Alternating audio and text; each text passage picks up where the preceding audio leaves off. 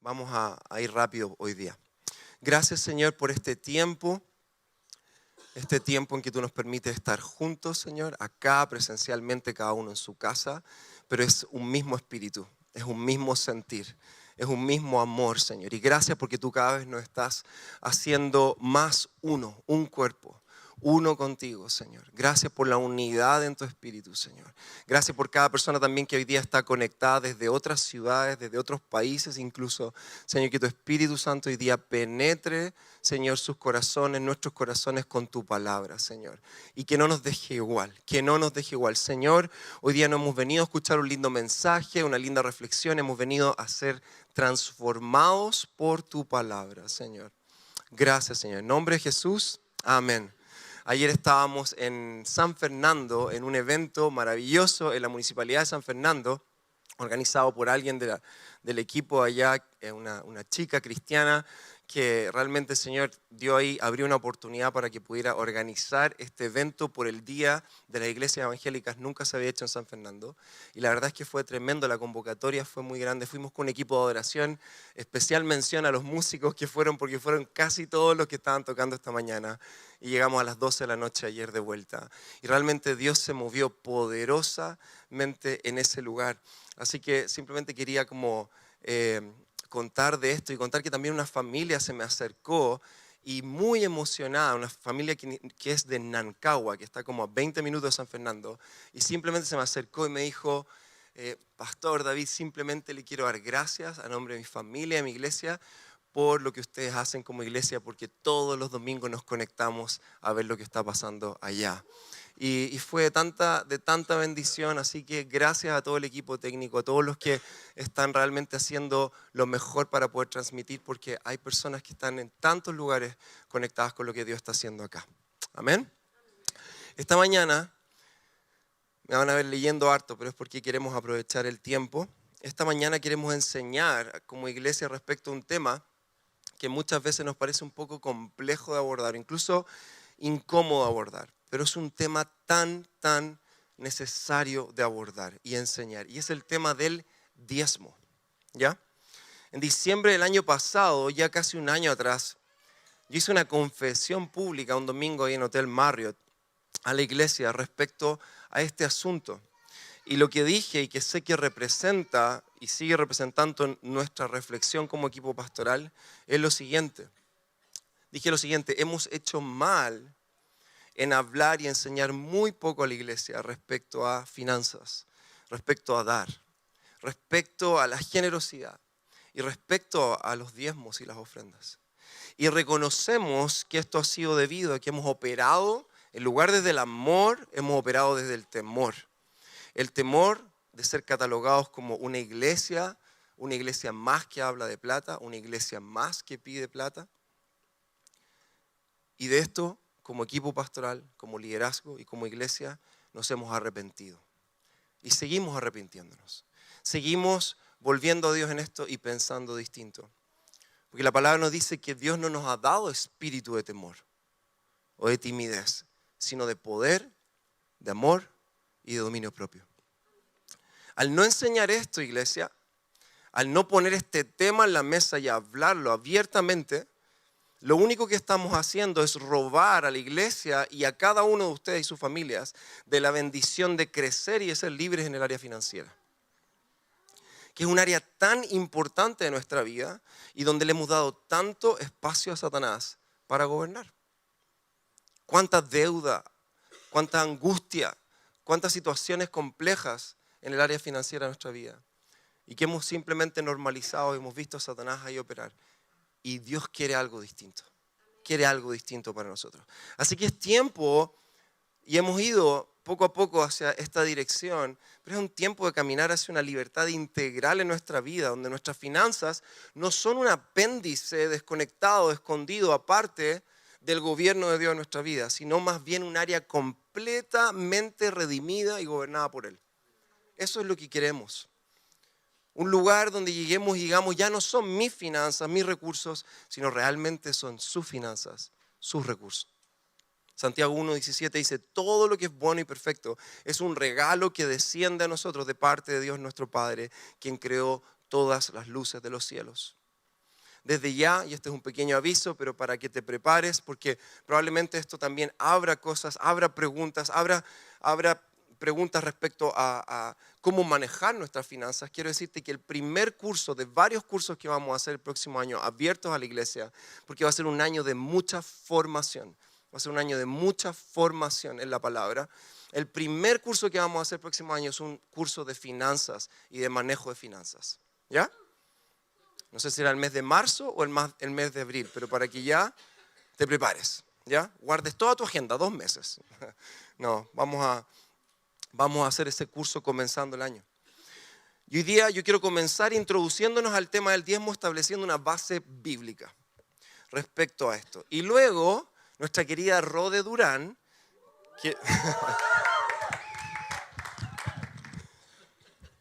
que para quien no le conoce es una queridísima hermana, amiga y líder de Grupo Conexión junto con Jaime. Están acá todo el Grupo Conexión haciendo barra.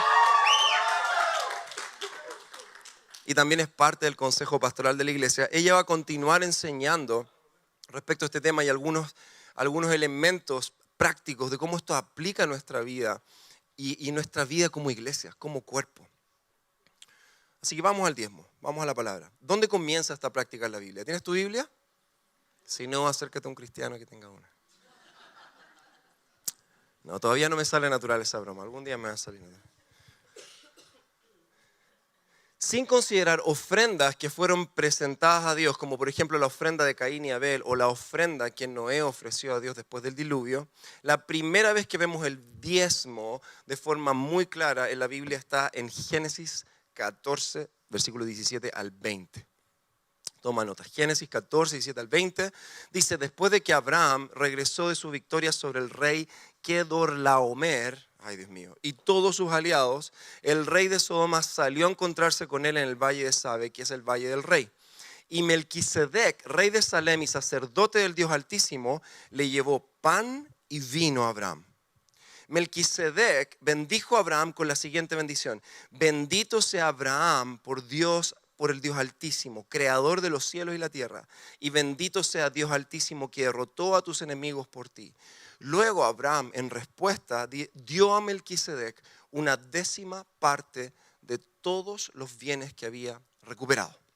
Aquí Abraham, el padre de la fe, luego de derrotar a este rey y rescatar a su sobrino Lot, le dio la 10ª parte de todo lo que capturó en batalla a este rey y sacerdote llamado Melquisedec, quien según el autor del libro de Hebreos, para que si tú quieres puedas ir a estudiar esto, porque no tenemos el tiempo hoy día, pero específicamente en el capítulo 7, este personaje, Melquisedec, es una figura, es un arquetipo, un símbolo de Cristo, porque es no solo sacerdote, sino es sacerdote y es rey.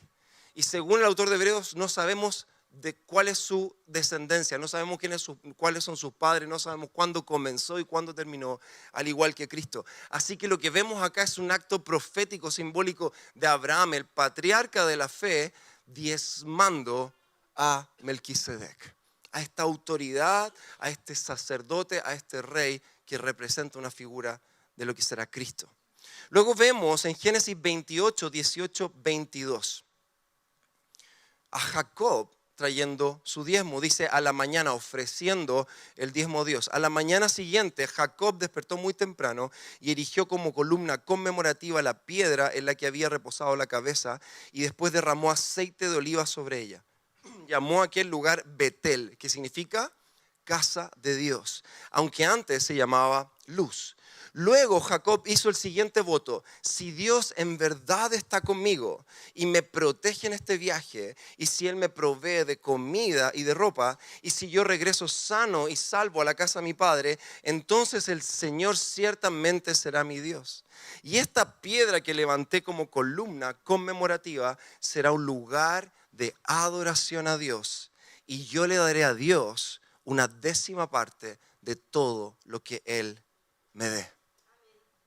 Aquí estamos viendo a otro hijo de Dios, a Jacob, entregando su diezmo como un acto de adoración, de respuesta a la soberanía y al cuidado de Dios sobre su vida. Cabe mencionar, y no es menor, que ambos sucesos ocurrieron antes de que la ley de Moisés fuera dada al pueblo. Estos son diezmos entregados antes de que la ley de Moisés estipule como ley entregar los diezmos. Así que ahora vamos a esa etapa del Antiguo Testamento, a la ley mosaica, donde vamos a ver de forma muy clara, muy clara, cómo los diezmos son parte esencial, no solo de la adoración del pueblo, sino que del funcionamiento y la administración de las finanzas del pueblo de Israel. Ahora es muy interesante esto, que la ley no tan solo demandaba al pueblo de Israel y los israelitas, no solo demandaba un 10% de los recursos de cada miembro, sino mucho más que un 10%. No sé si para ti eso es sorpresa o no, pero quiero que lo estudiemos juntos.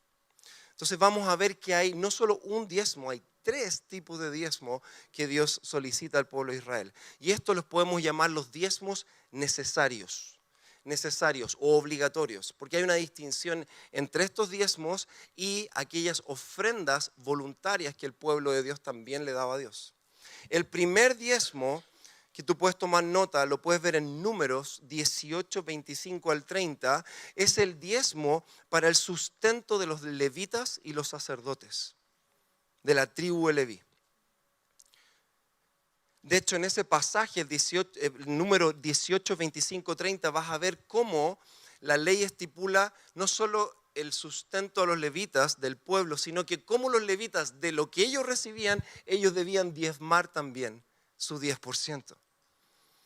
El primer diezmo era un décimo obligatorio de los animales y productos agrícolas de las personas. Si ellos no daban este diezmo, los judíos estaban robándole a Dios porque le estaban robando lo que le pertenecía a él. Eso lo vemos también en Malaquías 3:8. Hay un segundo diezmo que está en Deuteronomio 12, 10 al 11 y 17, 18. Deuteronomio 12, 10 al 11, 17, 18. Tampoco lo vamos a leer por el tiempo, pero aquí nos habla de un segundo diezmo. Dios le ordenó a los israelitas llevar todas las ofrendas, sacrificios y contribuciones a Jerusalén, la ciudad que establecería para que morara su nombre. Y este diezmo era para el bien de la adoración religiosa nacional de los judíos y también promovía la fraternidad y la unidad nacional. Es un segundo diezmo para Jerusalén, para lo que se organizaba y para las conmemoraciones. Y hay un tercer diezmo que se demandaba al pueblo de Israel. Y este está descrito en Deuteronomio 14, versículos 28 al 29. También lo puedes leer tú en tu casa. Y hace referencia a un tercer diezmo y dice acá lo siguiente: al fin de cada 3 años sacarás todo el diezmo de tus productos de aquel año y lo guardarás en tus ciudades. El extranjero, el huérfano y la viuda que hubiere en tus poblaciones, y comerán y lo darás a ellos y comerán y serán saciados, para que Jehová tu Dios te bendiga en todas las obras que tus manos hicieren. Hay un tercer diezmo que tenían que apartar no todos los años, sino que una vez cada 3 años. Eso promedia una cifra de 3 1/3% adicionales por año de dádiva necesaria.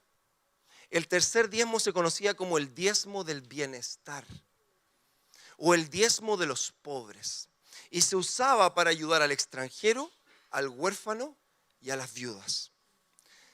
Si nosotros tomamos esto, todo esto suma un 23% de los recursos de cada israelita mensual. Simplemente en diezmos necesarios. Ahora, hay ofrendas que también eran obligatorias, que representaban un 13% de sus ingresos. Así que los israelitas daban de sus ingresos un 36% de sus ingresos obligatoriamente entre diezmos y ofrendas. Y adicional a esto, los israelitas hacían ofrendas voluntarias al Señor en muestra de adoración a Él.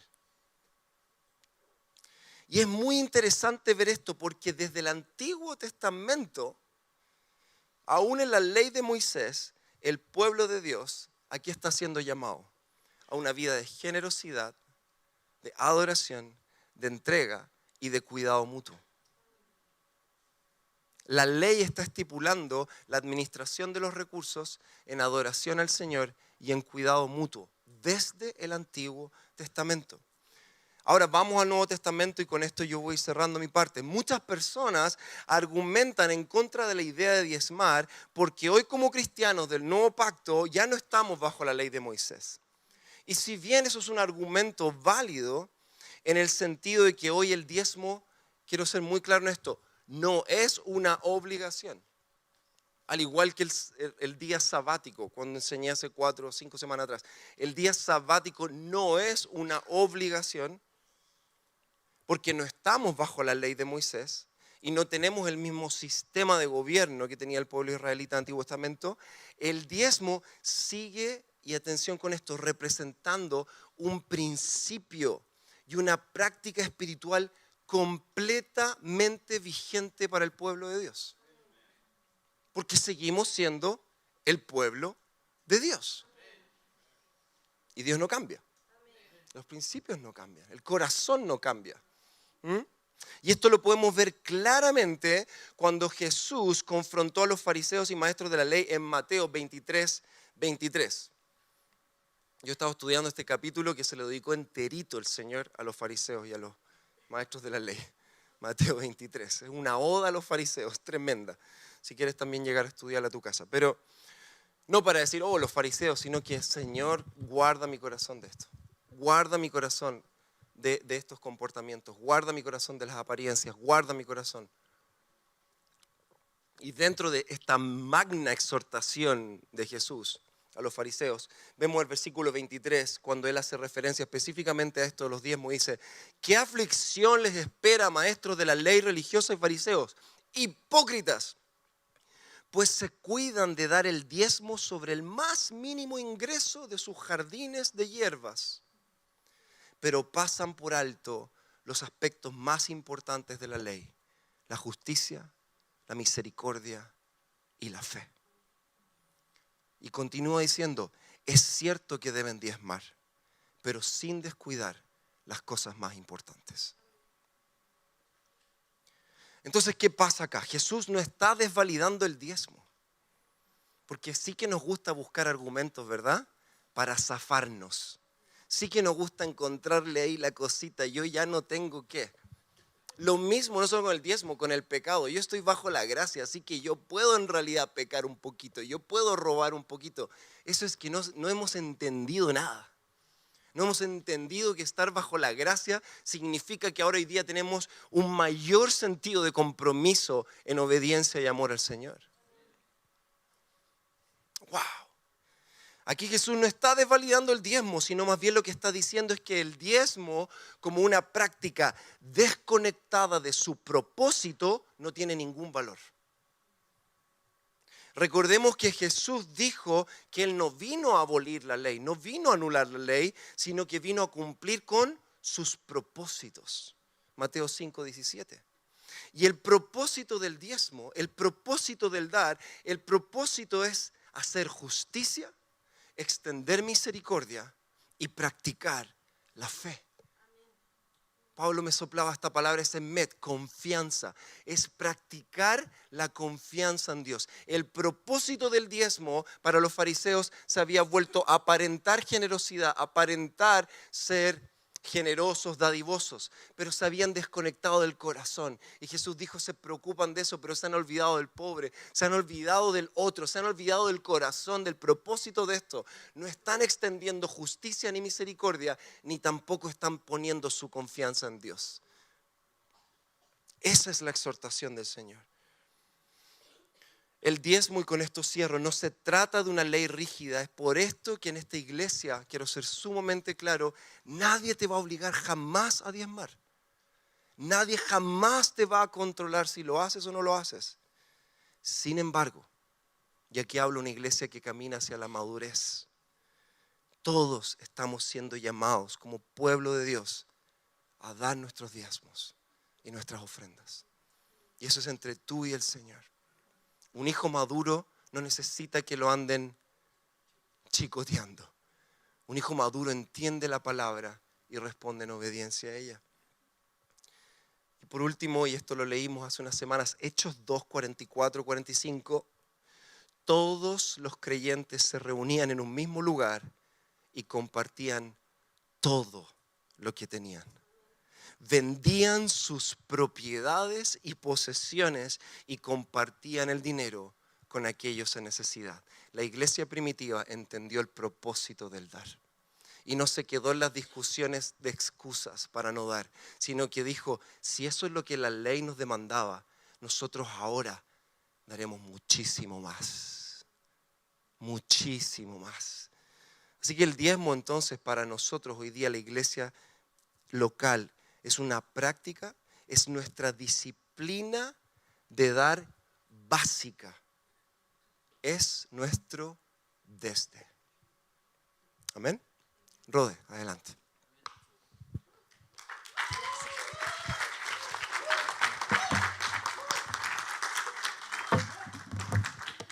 Muchas gracias.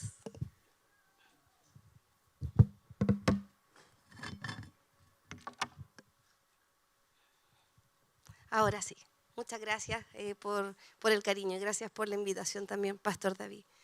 En esta mañana quiero continuar con la exhortación del diezmo y me gustaría compartir algunas reflexiones personales, también algunas vivencias personales en relación a mi vida y el diezmo, el compromiso, el amor y también contarles algunas cosas acerca de mi iglesia de origen y la práctica del diezmo.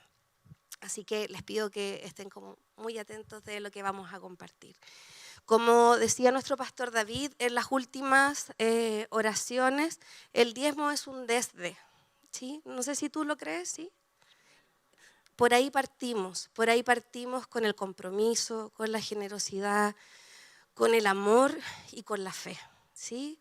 Nadie podría decir, oh, yo doy el diezmo, estoy listo. Es un desde, y es un desde a partir de un corazón que ama a Dios y que entiende lo que Dios nos pide.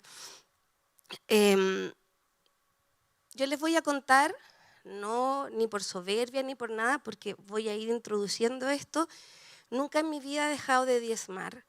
Y porque tuve un papá, tengo un papá todavía de 95 años casi, que su gran enseñanza de la vida tenía que ver con el dar, la generosidad y el diezmar.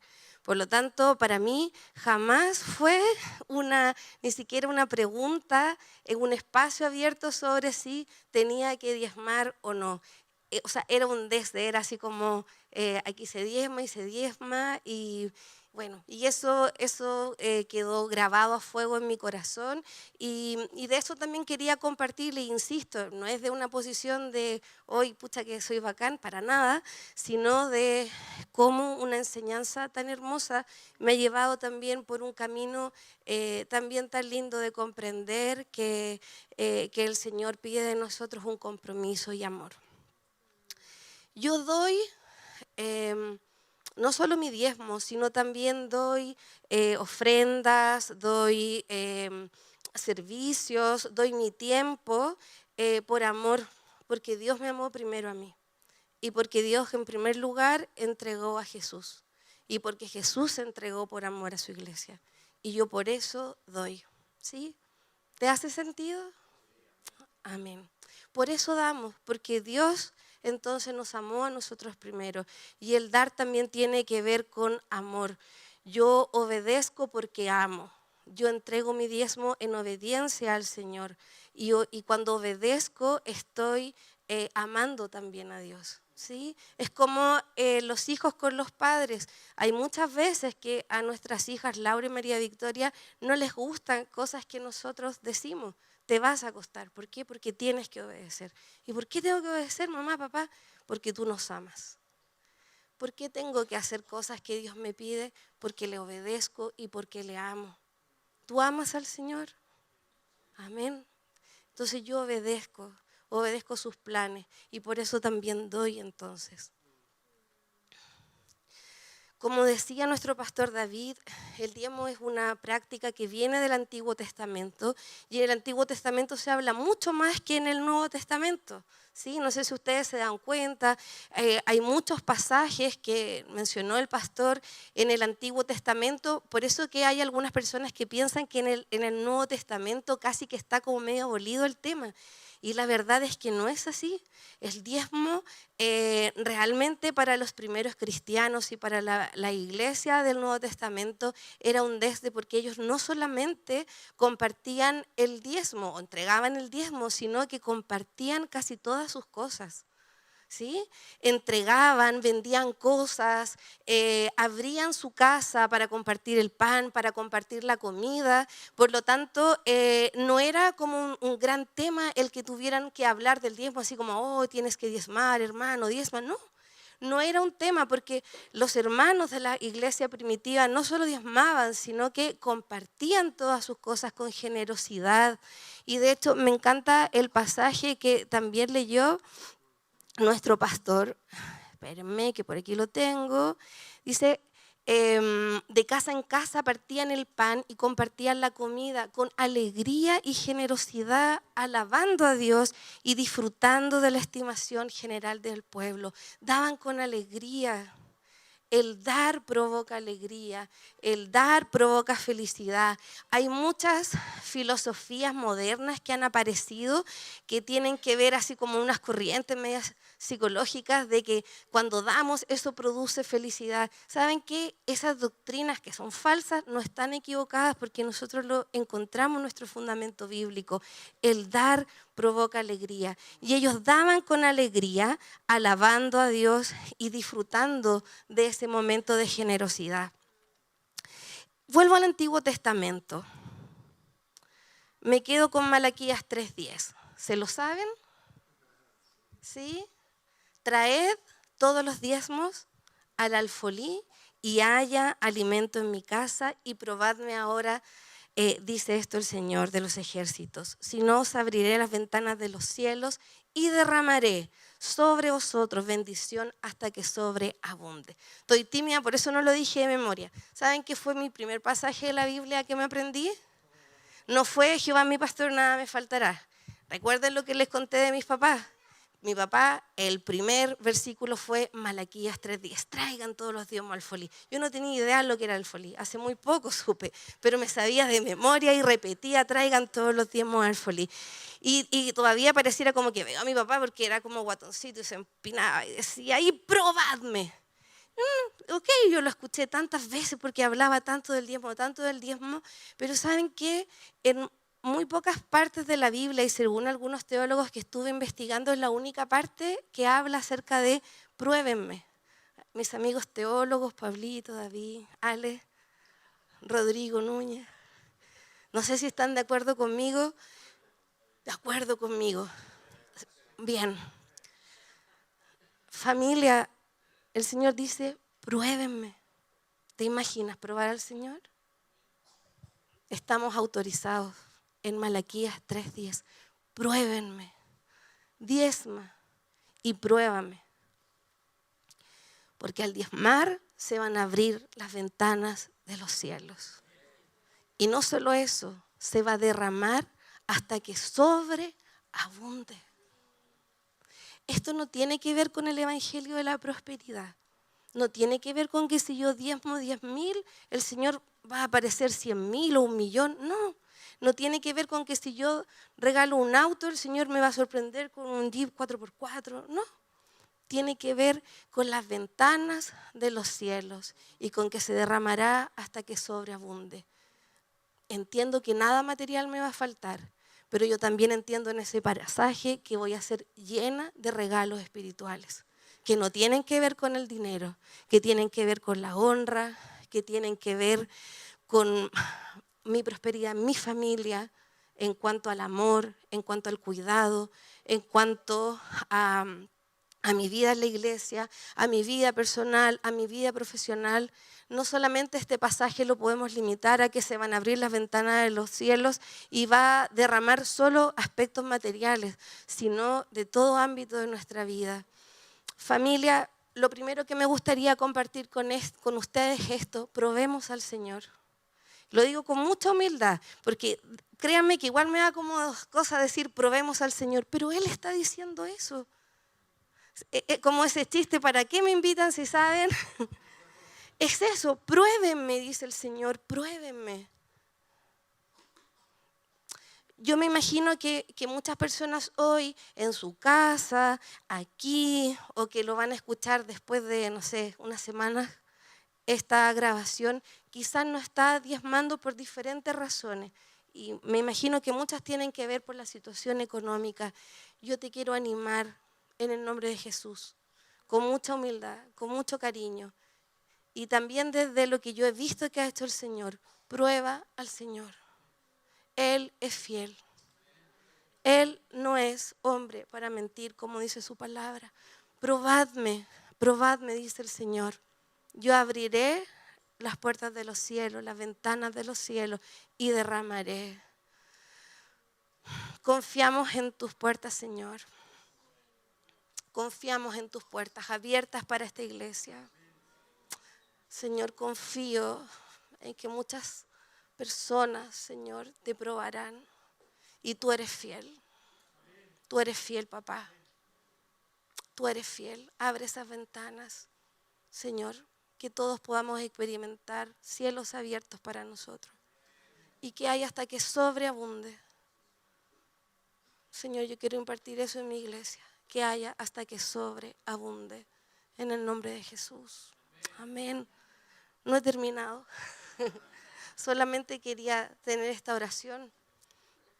Porque me parece que es muy importante que nos vayamos con esta instrucción. Porque es más que una reflexión, ¿no es cierto, Pablito? Es una instrucción.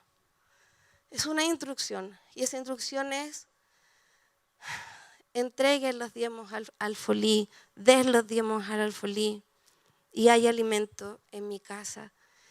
Probadme, yo abriré los cielos. Espero de aquí a 1 mes, a 2 meses, escuchar cómo el Señor ha abierto los cielos sobre ustedes. Amén. ¿Cuántos creen que puede ser así? Amén. Yo lo creo, yo realmente lo creo. ¿Y saben por qué lo creo? Porque viví una vida de infancia, de adolescencia, marcada por este pasaje. Mi papá era un hombre rural que nació antes de 1930. Era un chico rural, no sé si ustedes conocen los pueblos rurales, ¿sí? Bueno, mi papá vivía al lado de un pueblo mapuche. Lo más seguro es que nosotros teníamos apellido también mapuche, pero se cambiaban los apellidos, así que no sé cuál habrá sido mi apellido, pero adoptaron Durán. Eran muy pobres y llegaban muy pocas cosas a esos campos. Y una de esas cosas que llegaban y que fue lo más importante fue la palabra del Señor. Mi papá siempre cuenta esto, que a los 16 años se convirtió y una vez que se convirtió, entendió lo del diezmo inmediatamente. Yo no sé si ahí le pone un poquito de color, pero bueno, dice que el diezmo fue inmediatamente lo que le entendió. Y se puso a trabajar a los 16 años en lo que venía, cortando árboles, y empezó a diezmar. Y empezó a diezmar y a ayudar a su mamá, y mientras seguía en esto, estudiaba, sacaba el colegio, sacaba la enseñanza básica. Estamos hablando de una vida muy pobre. Cuento corto, mi papá sale de ese pueblo, siempre con el diezmo, llega a Concepción a estudiar un poquito más formal la educación de la enseñanza media, ni siquiera universitaria, amigos, recién la formación media, o creo que en esa época se llama humanidades. Humanidades, muy bien, gracias Ale. Que Ale es nuestro profesor de la iglesia, no sé si ustedes ahí. Bueno, la cosa es que tenía el diezmo y él veía que ganaba muy poquito, pero veía que le alcanzaba para darle a su mamá, a su papá, y para dar un poquito ofrenda, y entendió esto del diezmo, de ofrendar al huérfano, de ofrendar a la viuda, y llega a un lugar muy pobre en Concepción que se llama Barrio Norte. No sé si ustedes lo conocen. ¿Sí? Muy bien. ¿Concuerdan conmigo que ahora ya no tanto, pero hace unos años atrás era muy pobre? Era un lugar que estaba lleno de tomas. Las personas se habían tomado el lugar. ¿Conocen ese concepto? Tomarse el lugar. Así como tipo campamento, pero eran tomas. y la gente no tenía una educación formal, estoy hablando del 60, 70. Y llega ahí con el tema del diezmo, primero es ayudante, pastor, y empiezan a trabajar con la comunidad y siempre llevando el tema del diezmo. Probadme, probadme, probadme, dice el Señor, y empiezan a abrirse ventanas para las personas.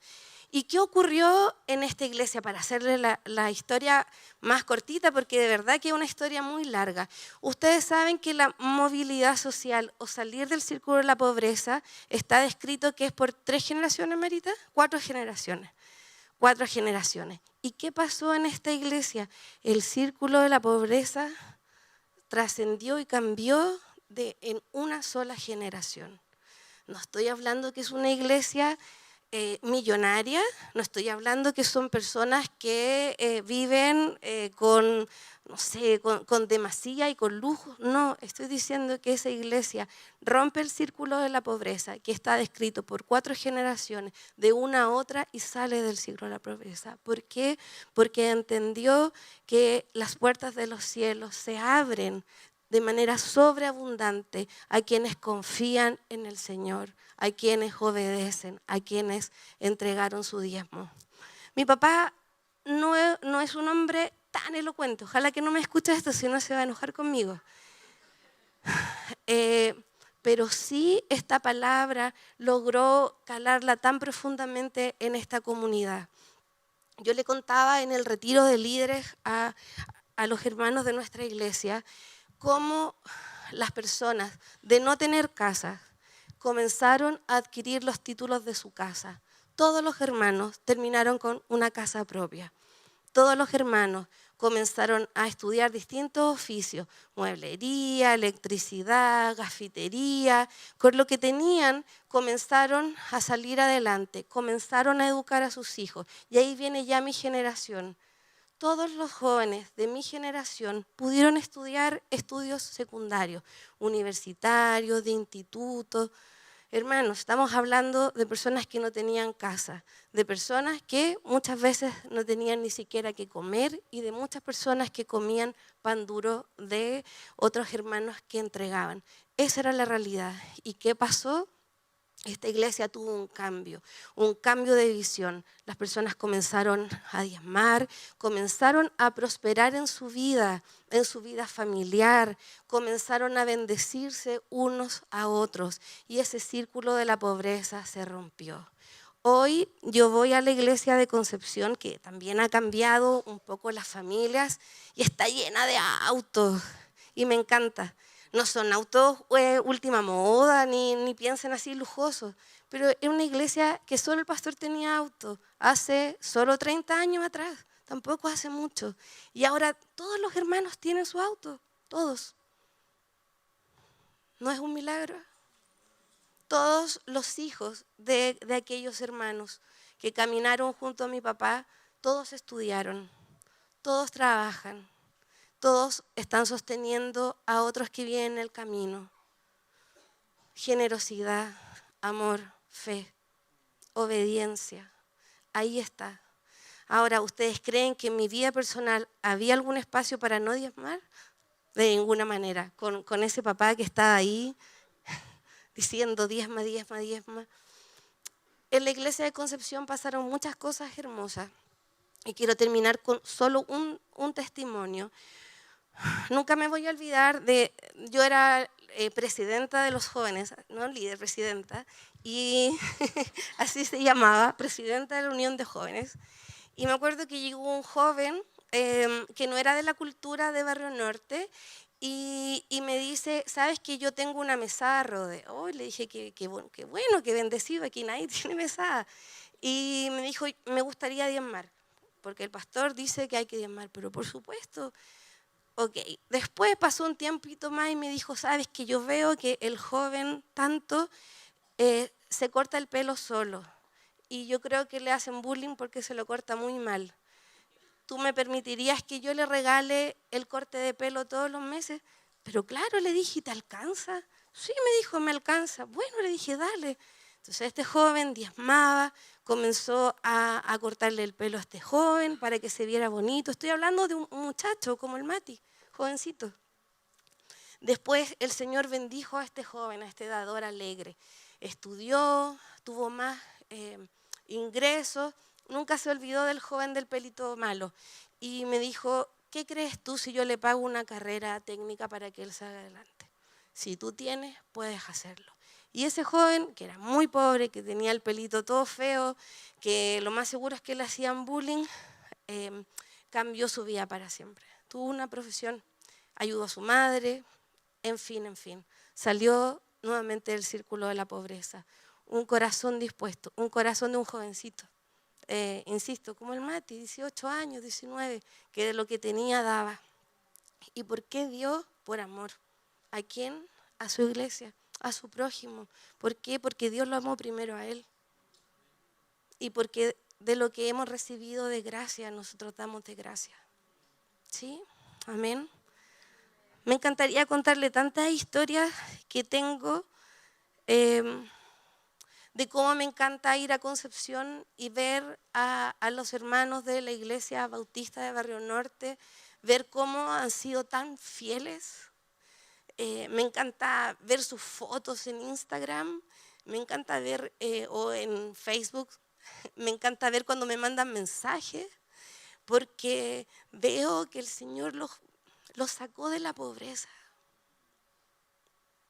Y eso es un milagro sociológico. Lo sacó de la pobreza. Y no lo sacó de la pobreza porque llegó un supermillonario, no, lo sacó de la pobreza por la siembra de amor en cada corazón. Y esa siembra de amor me gustaría que estuviera en cada uno de nosotros.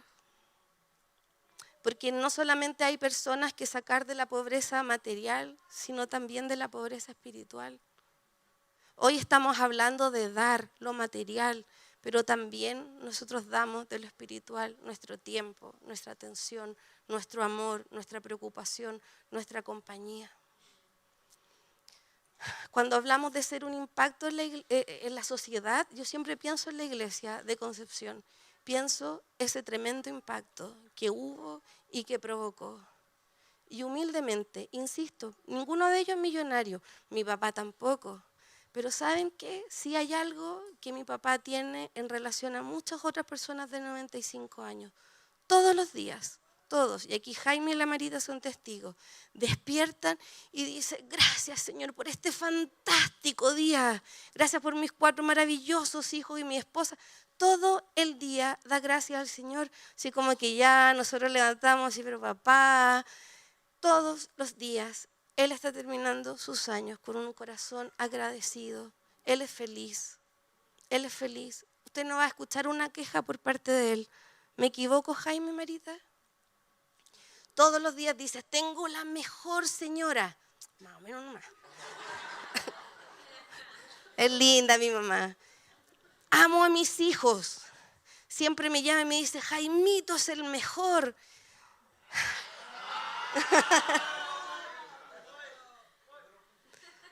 A mi papá le faltan muchas cosas, como a muchos adultos mayores de nuestra sociedad, pero el Señor ha ido proveyendo. Pero yo veo que las puertas de los cielos están sobre Él, porque yo nunca había conocido a un adulto mayor más feliz y más lleno de amor y de gratitud por el Señor. Este año me tocó ir a cuidarlo 2 noches, porque no estaba muy bien de salud. Y de repente mi papá despierta, o sea, no despierta, yo pensé que estaba despierto, estaba sentado en la cama y decía, hermanos, ya hemos hablado que tienes que entregar lo que Dios te ha dado, no sean ladrones. Y yo desperté y dije, mi papá está con una psicosis de la tercera edad. No, él estaba predicando en sus sueños. ¿Y de qué predicaba? De dar. No nos cansemos de dar. 15 minutos, hermanos. Me hubiera gustado tenerlos ahí muertos de susto. Y al día siguiente siguió con la misma predicación. No nos cansemos de dar. Entonces yo le dije, mami, ¿escuchaste a mi papá? Sí, me dijo, siempre anda predicando de dar. Todavía predica.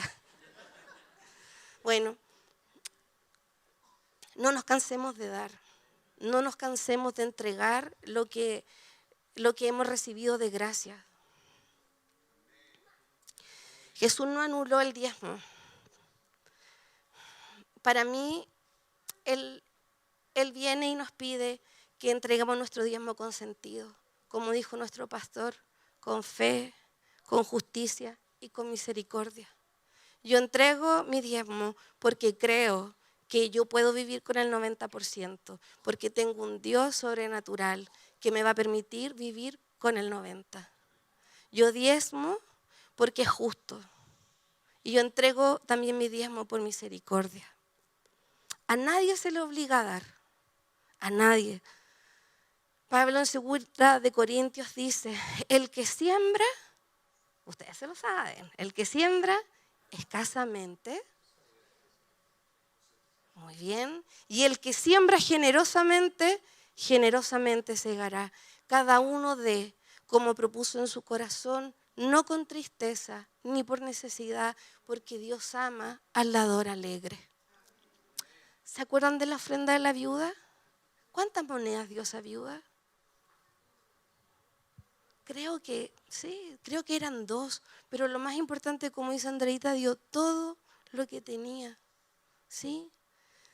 A Dios debemos darle todo lo que tenemos y eso no significa solo el dinero en nuestra vida. Y parte de la entrega al Señor es lo que yo tengo, lo que cuento. El diezmar es una cuestión de amor, ¿sí? Insisto, Dios nos amó primero. Jesús amó a su iglesia de tal manera que se entregó a ella. Nosotros diezmamos también porque debemos ser imitadores de Cristo y amamos a la novia de Cristo. ¿Amamos a la novia de Cristo? ¿Amamos a su iglesia? Más o menos parece.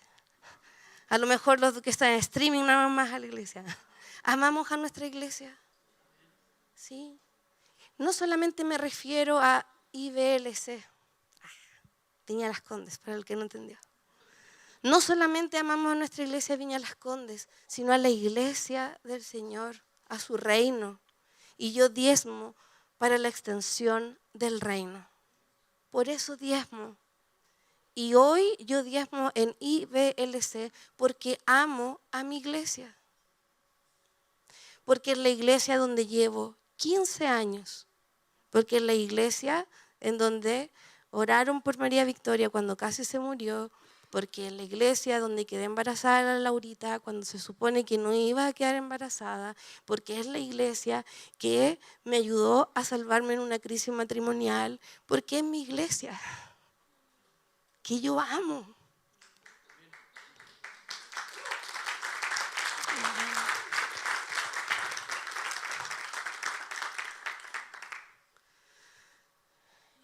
Y por amor yo también entrego en mi iglesia mi diezmo y mis ofrendas. No por otra cosa. Muchas veces yo no pienso en el pastor que está actual, ni en los pastores, ni en los líderes. Pienso en mi iglesia. Y por supuesto cuando pienso en mi iglesia también pienso en mi grupo de conexión, que es la representación de mi iglesia más pequeñita. Que es la iglesia que me sostiene, que me consuela, que corre a abrazarme, que yo corro también a abrazarles. Y por amor entonces a la obra de Cristo yo entrego y doy mi diezmo y mis ofrendas. Somos llamados a dar con una actitud correcta, que es el amor y con la confianza de la provisión de Dios. Probadme, dice el Señor. No tengan duda, familia, amigos. Prueben al Señor. El Señor va a abrir las puertas de los cielos. Esto no tiene que ver con un discurso sucio de si tú das 10, el Señor te da 20. No, no es eso. Pero el Señor da. Y esa es su promesa. No sé en porcentaje, no lo sé. Tampoco yo podría hacer un estimativo de lo que el Señor me ha dado. Pero ninguna ofrenda, ninguna siembra ha quedado vacía. Ninguna. No sé cómo voy con el tiempo, Pastor David. ¿Me queda? No, poquito, ya. Voy terminando, entonces. Sí, no está el tiempo atrás, me asusté. El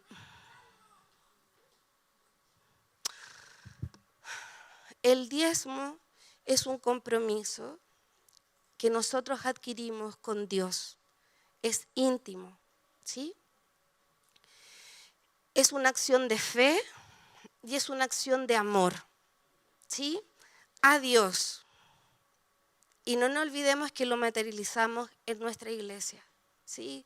Por lo tanto, es una acción de amor, de compromiso, de obediencia a Dios y también hacia nuestra iglesia, en la que nos nutrimos, en la que nos servimos, en la que nos proyectamos. El diezmo es un compromiso con Dios y con su obra. ¿Ustedes saben que no hay crecimiento si no hay compromiso? ¿Sí? Así es. Y como dijo mi querida amiga Ceci Morales, habiendo compromiso podemos sostener una visión. Una visión se sostiene por el compromiso. ¿Sabían eso? Entonces nosotros necesitamos comprometernos con nuestra iglesia, con el cuerpo de Cristo, para poder sostener nuestra visión. Espérenme un poquito.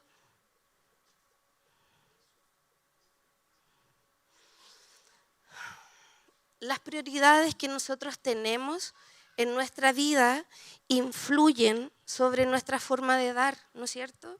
Y a veces nuestras prioridades están un poquito equivocadas o a veces nuestras prioridades están no en el lugar correcto, ¿sí? Como nosotros distribuimos nuestro dinero, nuestros recursos, lo que Dios nos ha dado, tiene que ver dónde está también el foco de nuestra prioridad y dónde está entonces nuestro tesoro. La palabra del Señor dice que donde esté nuestro tesoro, ahí estará nuestro corazón. El cómo tú distribuyes tu dinero tiene que ver entonces dónde está tu corazón. Y yo espero que siempre nuestro corazón esté alojado en el corazón de Dios, ¿sí? Que el diezmo sea un desde y que la generosidad por la viuda, por el huérfano, por el extranjero pueda aparecer constantemente en nosotros. Comprometerme con Jesús es comprometerme con lo que Él ama. ¿Están de acuerdo conmigo? Uy, mujer. ¿Y qué es lo que ama Jesús? Más fuerte. Su iglesia. Y la ama tanto que dio su vida por ella. Entonces, si yo quiero ser un seguidor o una seguidora de Jesús, yo debo comprometerme con lo que Él ama, que es con su iglesia. Y por eso yo hoy me comprometo con mi iglesia local y me comprometo con la iglesia del reino y me comprometo con los propósitos del reino. Y lo que Dios me ha dado es para la extensión de su reino. ¿Sí? Amo a su novia. Amo y sirvo a su novia. Amo la obra de Cristo. La he amado siempre. Y amo tanto mi iglesia. Tanto. Mi iglesia, nosotros. Que en lo personal quiero seguir sirviendo y dándome por entero a mi iglesia.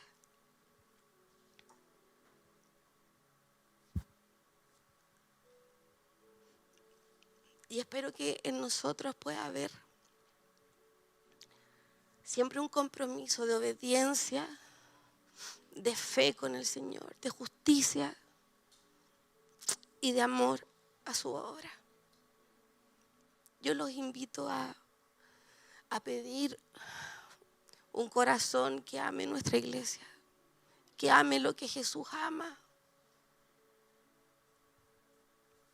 Y eso significa darme por completo. Por completo. Quiero dar mi vida por Cristo y por mi iglesia. Esta es la iglesia que Dios me dio. Esta es la iglesia que yo quiero servir. Y que quiero que mis hijas y mi familia sirvan. Yo y mi casa serviremos a Jehová con todo lo que tenemos. Yo los invito, amigos, a dos cosas. Primero, a probar al Señor en esto. Pruébenlo desde hoy día. Y segundo, pedir un corazón de amor por su iglesia. Experimentemos un amor sin límites. Darnos por amor los unos a los otros en nuestra iglesia Viña Las Condes. Gracias, papá, por esta palabra. Gracias, Señor, porque tú nos prometes, Señor, tantas cosas. Y hoy día, Señor, nos llamas y nos exhortas a probarte. Señor, queremos ver las ventanas de los cielos abiertas. Señor, obra de una manera, Señor, milagrosa en la vida de todas las familias de nuestra iglesia y de todos los que nos están escuchando. Señor, tú no mientes. Tú eres fiel, papá. Tú eres fiel. Y tu palabra es verdad. Papá, yo declaro que ventanas de los cielos se derraman por sobre cada familia, por sobre cada jefe de hogar, jefa de hogar, por cada hijo, hija, por nuestra iglesia. Ventanas abiertas, ventanas hasta que sobreabunde. Señor, yo declaro que nuestros ojos verán la abundancia de tu reino manifestándose en todas las áreas, en lo material y en lo espiritual, en todo, papá. Gracias por este tiempo. Síguenos hablando, papá. Síguenos hablando de tu reino, más de tu corazón, Jesús. Ayúdanos a amar a tu novia como tú nos amas. Amén.